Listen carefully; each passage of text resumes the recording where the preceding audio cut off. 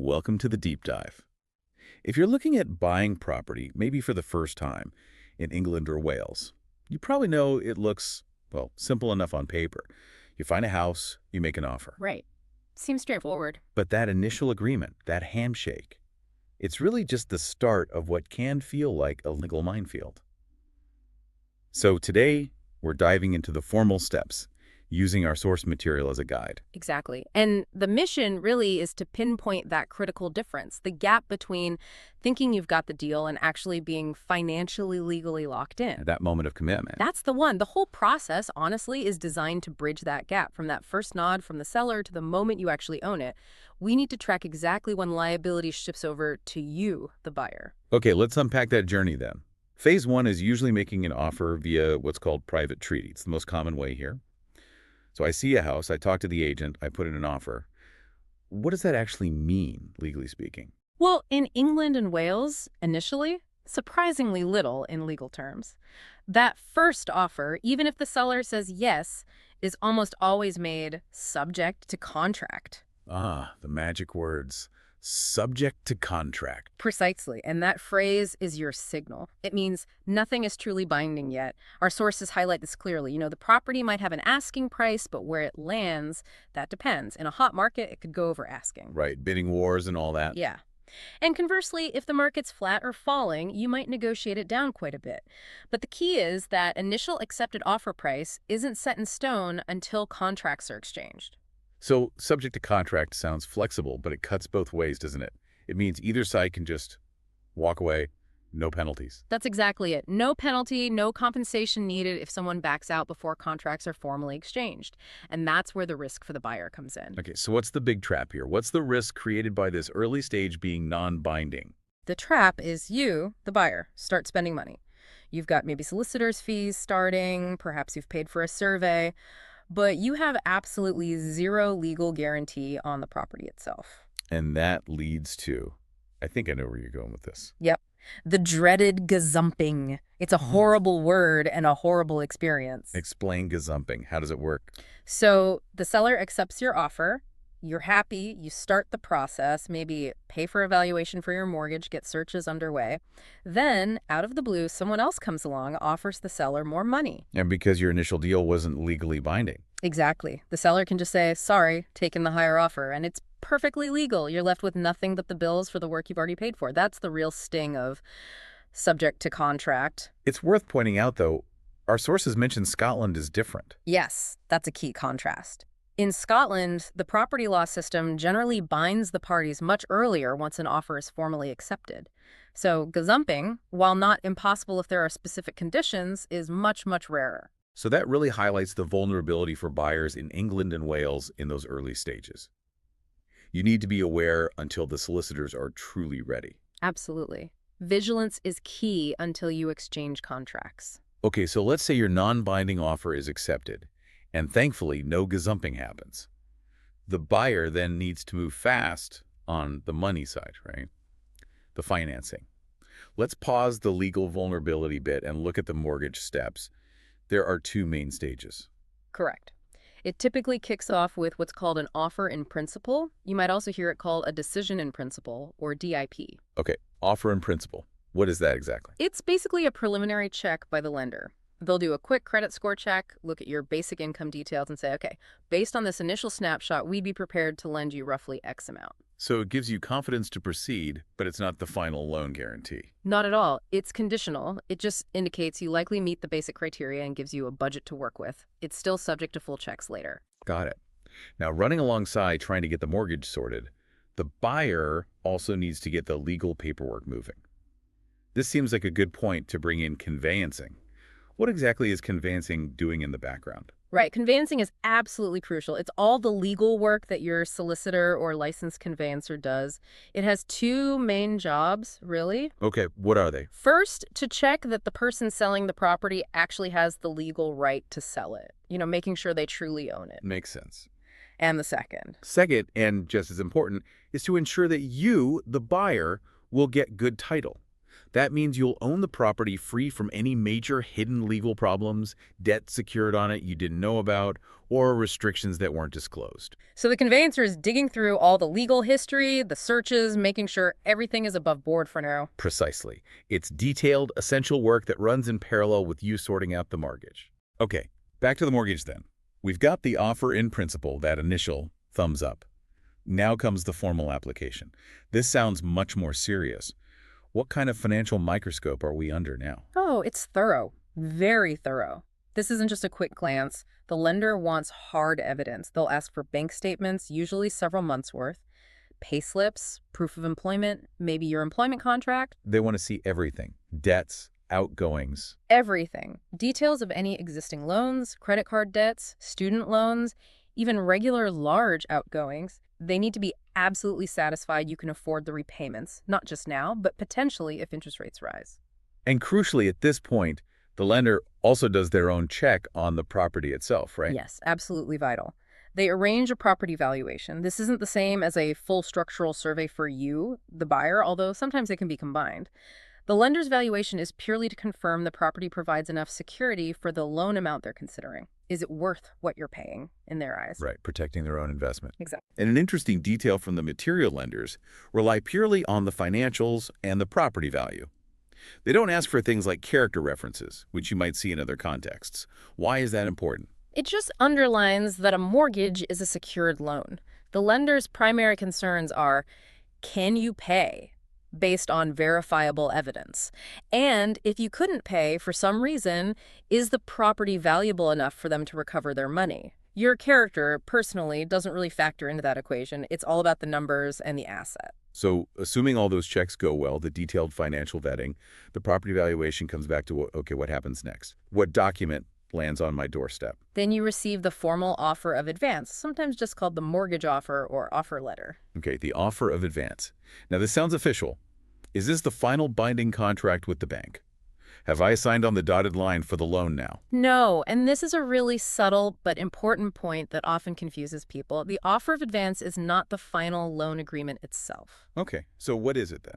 Think of it as, well, it's essentially an invitation from the lender. They're saying, we have approved your application based on these terms, and we invite you to enter into the formal mortgage agreement with us later, usually on the day of completion. Ah, I see. So it confirms the terms, the rate, the amount. Yes, all of that. But the really interesting thing is its legal status. While it's not the final contract for you yet, the offer of advance is generally binding on the lender. Hold on.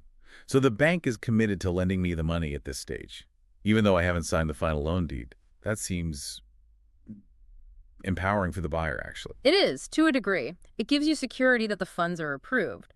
But there are caveats. The lender can still withdraw that offer, but only under specific, usually serious circumstances. Okay, what kind of circumstances? What could make them pull the plug this late in the game? Usually it boils down to a few things. If they discover you knowingly misrepresented something significant on your application, lied about income perhaps, or if your circumstances change drastically, like you lose your job, meaning you can no longer afford the loan. Makes sense. And the other main reason is if something unexpected and serious props up during the conveyancing about the property itself, maybe a major defect in the legal title that wasn't known before, or significant structural issues found that affect its value or saleability. Got it. So assuming none of those bombshells drop, what's actually in this offer of advance letter? Can you give us a quick summary? Sure, it's a pretty standardized document. It'll have all your personal details, obviously, a full description of the property address, tenure, like freehold or leasehold, and crucially, the lender's valuation figure. The amount they think it's worth for lending purposes. Exactly. Then all the loan details, the amount being borrowed, the term, like 25 years, the repayment method, like capital and interest, the interest rate type, and the actual rate. It will also list standard warranties or promises you're making. And what about any specific requirements? Yes, that's key. It will clearly state any special conditions. This is really important. It might require certain repairs to be done before they release the money. Or perhaps it demands additional security, like needing a guarantor to co-sign the loan. You need to read those conditions very carefully. Okay, so we have the offer of advance. The finance is essentially lined up, subject to those conditions. The conveyancing is hopefully nearing completion. Now we arrive at the big moment, the real turning point, exchange of contracts. This is where it gets serious, right? This is it. The absolute point of no return. Everything we've discussed so far, the offer, the gazumping risk, even the offer of advance, it's all been leading up to this moment. So what actually happens at exchange? What's the mechanism? It's when the solicitors acting for the buyer and the seller formally swap the contracts that both parties have signed and agreed upon. In that instant, a legally binding, enforceable contract is created. Legally binding, meaning... Yes. Meaning, both sides are now fully committed. If either party pulls out after exchange, they can be sued for breach of contract, and there are significant financial consequences. There's no turning back without penalty. And the money starts moving at this point too, right? The deposit. Yes. Immediately upon exchange, the buyer typically pays over a non-refundable deposit. The exact percentage can be negotiated, but it's often around 10% of the purchase price. Non-refundable. Yeah. So if I, as the buyer, get cold feet after exchange and decide not to go through with it... You lose that deposit, shared away. And potentially the seller could even sue you for further losses if, for example, they have to sell the house later for less money. Wow. Okay, so the commitment is real. Now, here's something that always feels a bit weird. Buildings insurance. Why does the buyer certainly become responsible for insuring the building after exchange, even though they don't technically own it or live there yet? That might be weeks before completion. Yeah, it does seem counterintuitive, doesn't it? But it stems from that legal shift at exchange. Once contracts are exchanged, the beneficial interest in the property, or the risk, technically passes to the buyer. So if the house burns down between exchange and completion? Legally, it's the buyer's problem. That's why it's absolutely critical for the buyer to have buildings insurance in place from the very moment of exchange. Even though the seller might still have their own insurance. A sensible seller will keep their insurance active right up until completion, just as a backup in case the sale falls through for some reason and the property comes back to them. But the primary legal responsibility shifts to the buyer at exchange. Don't rely on the seller's policy. Crucial advice. Okay, so contracts are exchanged, deposit paid, insurance sorted, we're legally bound. What's the final step? The final step is completion. This is the day it all comes together. The finish line. Exactly. On completion day, the buyer pays the remaining balance of the purchase price, usually via their solicitor using the mortgage funds and any additional cash. The seller vacates the property. The solicitors deal with the final legal transfer documents, like the MTR1 form. And ownership officially transfers. Keys handed over. That's the moment. Ownership passes, keys are released, usually through the estate agent, and the property is legally yours. The completion date itself is agreed upon during the exchange process. It's often set for about 28 days after exchange, but that's flexible. It can be quicker or longer, depending on everyone's circumstances and the complexity. Okay, so that's the typical private treaty route. It involves weeks, maybe months of checks and balances before that big legal commitment at exchange. Let's contrast that sharply with the other main route mentioned. Buying at auction, how did that differ? Oh, it's a completely different beast. Much faster, but also generally much riskier for the buyer. Why riskier? What's the fundamental difference? The timing of everything is reversed, essentially. With private treaty, you agree a price, subject to contract, and then do all your checks, mortgage, survey, legal work. With an auction, you have to do almost all of that before you even bid. So hang on. Before I even raise my hand or click the button online, I need to have my mortgage offer practically finalized, my deposit ready, have paid for a survey, and had my solicitor check the legal pack. Ideally, yes, because if your bid is accepted, the consequences are immediate and severe. That's the core difference. You're doing all the expensive prep work on spec, hoping you'll win. So in private treaty, I pay for searches hoping I get the house.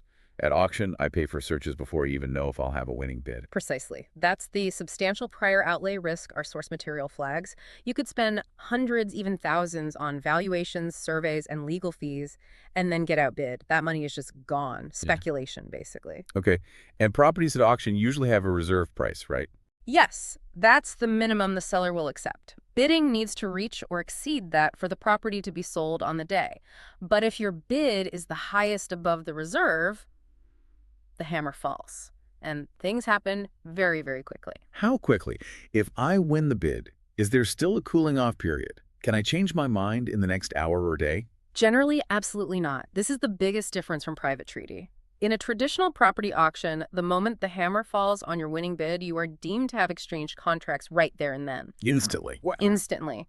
And you're usually required to pay a non-refundable 10% deposit on the same day. sometimes literally within minutes or hours of the auction ending. So no subject to contract period at all. None. You are legally bound the second your bid is accepted. And then completion is typically required very quickly afterwards, often within a strict 28-day time frame. Fail to complete, and you lose that 10% deposit minimum. That immediate binding nature and the upfront costs really hammer home the risks. What are the key takeaways from the source material for someone considering auction? Well, we've hit the big two. First, that substantial prior outlay, paying for everything up front with no guarantee. Second, the no backing out reality. Once that hammer falls, you are legally committed. Forget changing your mind. You'll forfeit your deposit. And the source also notes that even some modern auctions or online methods that use a reservation fee instead of an immediate deposit in exchange, those fees are often still non-refundable if you, the buyer, pull out. That's right. They might structure it slightly differently, giving a bit more time perhaps, but there's usually still a significant financial penalty for withdrawing designed to lock you in early. The auction environment just strips away the safety nets of the private treaty process. Your homework on the property's condition, the legals, and your finances has to be absolutely watertight before you even think about bidding. It really sums it up well. Whether you go down the more common, perhaps slower path of private treaty, or you brave the high-speed world of auctions, the absolute core concept for you, the listener, to grasp is this. The legal commitment, the point of no return, hinges entirely on that specific moment of contract exchange. Exactly. Not the initial offer, not the handshake, not even the mortgage offer letter. It's the exchange of contracts. Understanding when you cross that line is fundamental to managing your risk. Because the financial implications change dramatically at that point. Hugely. If we think big picture, spending money on a survey early in a private treaty deal only for it to fall through before exchange, that's disappointing, maybe a few £100 lost. But Yeah. failing to complete after exchange, that could mean losing tens of thousands in a deposit, plus potentially being sued. The stakes are completely different. Especially, as you say, in that high-pressure auction scenario. Which leads us perfectly into our final provocative thought for you to consider, building directly on those potentially severe consequences. We know a buyer loses their deposit if they default after exchange in either scenario. But let's focus on the auction buyer. They win the bid, pay their 10% deposit immediately, but then for whatever reason, they simply cannot complete the purchase within that strict 28-day period. What specifically can happen next, particularly if the seller then has to put the house back on the market and sells it for less money the second time around? Well, that's where the defaulting auction buyer faces a potential double hit. Firstly, the seller keeps that 10% deposit, no question. That's gone. But secondly, if the seller then resells the property for, say, £20,000 less than the original auction price the first buyer agreed to pay, Yes. the seller can legally pursue the original defaulting buyer for that £20,000 shortfall, in addition to keeping the deposit. So they could lose the deposit A&D, still be on the hook for the difference if the market price dropped or the next best offer was lower. Precisely. It's a very real risk and underlines just how binding that immediate exchange at auction really is. You're not just risking the deposit, you're potentially liable for the vendor's further losses too. That is a sobering thought and a serious penalty indeed. It really shows how crucial understanding that moment of legal commitment is. Thank you for guiding us through the complexities of buying property in England and Wales today. My pleasure. It's a complex path, but hopefully a bit clearer now. We'll catch you on the next deep dive.